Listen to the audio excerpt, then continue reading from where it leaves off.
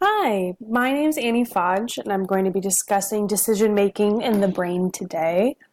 We're first going to be getting started by talking about some of the research challenges that goes into researching decision making in the brain, both biologically and psychologically. One of the largest problems is the multiple processes that go into the making a decision, again, both biologically and psychologically. We'll get into it a little bit more later as we get into each of those topics. But when it comes down to it, one decision isn't just yes or no, this or that. There are so many other processes that are happening. Another problem that they run into is how inauthentic it can be. Within a laboratory setting, there's only symbolic risks that can happen. You're not examining the probability of somebody choosing to get into a car with a drunk driver. It's whether or not this symbolic token will give you fake coins or not. So you're not getting as authentic of a response. And one of the other problems is it's so varied based on experiences. Some people get to a decision based on the experiences they've had in their life. Some people get on to a decision based on what they've read in books, and that process looks different in different people's brains, so it can be extremely hard to research. An example that was given in one of the readings that I did was about apple pie. When looking at dividing an apple pie, the question isn't just how many people am I sharing this apple pie with? It's how hungry am I? How much should I share with other people? Will I meet them again? Did they eat dinner? Did I eat dinner? Should I do it based on how big they are, how small they are? It's not just dividing an apple pie. I also want to go into a quick vocabulary note. You will hear me refer to decision making as a risk-reward ratio. Researchers use that as the simplest breakdown of what decision making is. It is what is the risk that could be affecting a person's life by making a decision, or what reward they can gain by making a decision. Because when it comes down to it, that is all decision making is. So to go into a little bit of the biological side, where decision-making lives in the brain. So the decision-making part of the brain is the prefrontal cortex. That's that front lobe of your brain that kind of exists right behind your forehead and eyes. And specifically in the dorsolateral and ventromedial prefrontal cortex is the part that really lights up when looking at the risk, reward, and goal setting directions of the brain. And to show you exactly where that is, if you look at the basal ganglia stratum in decision making, you'll see in this image we have the lateral front polar cortex and the dorsolateral. So that's the very front, the top front, and the bottom front, that kind of very beginning third of the brain. You'll see the ventral, the dorso, and the dorsolateral in this image right here. That's going to be the red, the yellow, and the green. And then the roles respectively in decision making. So to go back to that previous ventral, dorsomedial, and dorsolateral is the motivation, adaptive decisions, and routine actions associated with those. So you'll see these are the things that, like, what motivates someone to make that decision, whether or not they had to adapt their decision making based on their environment, and then those sort of routine actions, like I brush my teeth in the morning because it's morning time and I brush my teeth. There are a couple of chemicals in the brain that affect decision making as well.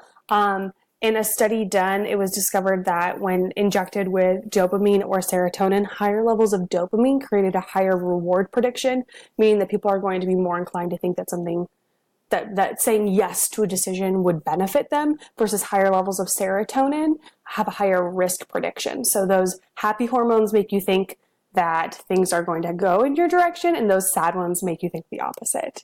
Now, looking at the actual process of decision making, it's kind of broken into two different concepts. So there's the idea of the different categories of decision making. So that's rational. So is this logical? Is this rational? Do not touch fire, it will burn you.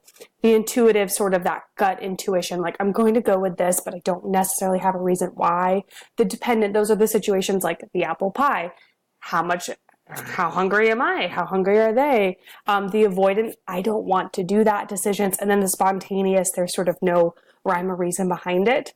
So decision making is either broken into that or as tasks. So you can kind of think of it as every decision can be broken down into 5 subjects. So like identifying what decision needs to be made, selecting relevant information, Generating alternatives and predicting outcomes, evaluating consequences, and identifying the best course of action is essentially the process that happens with every single decision that's made. So whether the decision is just, do I snooze my alarm clock one more time?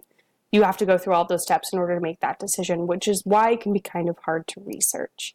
Some of the research that has been done in psychology has been really interesting, particularly when looking at kids 18 years of age and younger, because there's so much development that's happening there. But there's a couple of big ideas I wanted to point out first, particularly for educators, and that's depression and social anxiety in adolescence has a direct correlation with diminished sensitivity to reward, meaning that those kids don't see the reward as big of a deal, which I'm sure many of you have encountered if you have students with depression or social anxiety in your classroom. And then another really big one is that the participation in the decision-making process actually has tons of benefits for particularly adolescents, including higher self-esteem, cognitive abilities, social skills, and respect for others, which I think we can all agree is beneficial to have in a classroom. And then on a psychological level, there's a huge effect with puberty in decision making. So specifically with identity diffusion, which, to give you an exact definition, is the process of learning self, often identified with low self-esteem, low levels of autonomy, neuroticism, identity distress, helplessness, antisocial behaviors. So all of the things we know and love as puberty, and those all affect decision-making. And adolescents that are working their way through identity diffusion, which can be kids anywhere between the ages of 10 and 18, use extreme avoidance when faced with risk reward scenarios. So as opposed to making a decision, they're so much more likely to avoid making a decision altogether.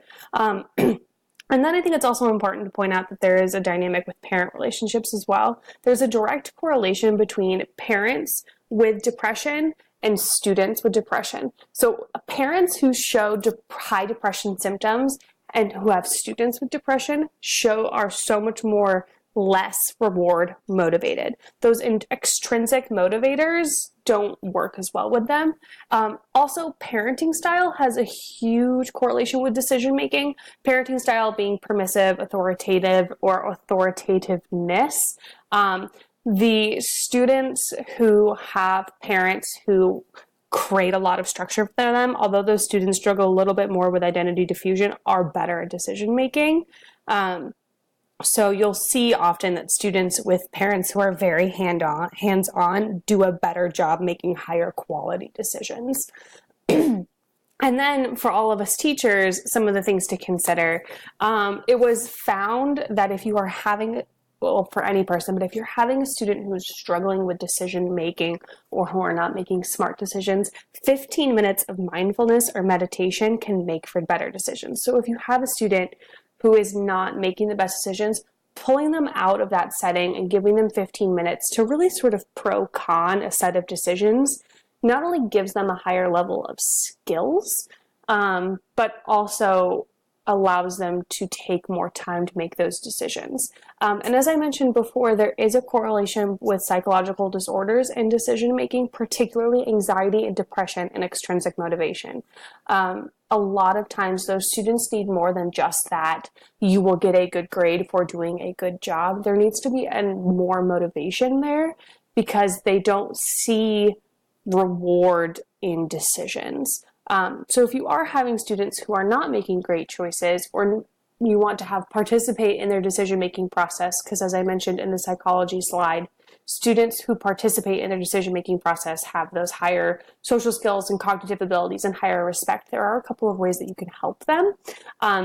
So there are 4 really important things you can do. You can give them space. So an actual space in their brain and in their classroom to be included in the decision-making process. We saw, if you've taken the differentiation course, that when students participate in what they're being assessed in, they get to sort of train it towards their emotional intelligence. So giving them the space and then also giving them a voice. Let them have an environment in which they can voice their choice, their decision, how they feel.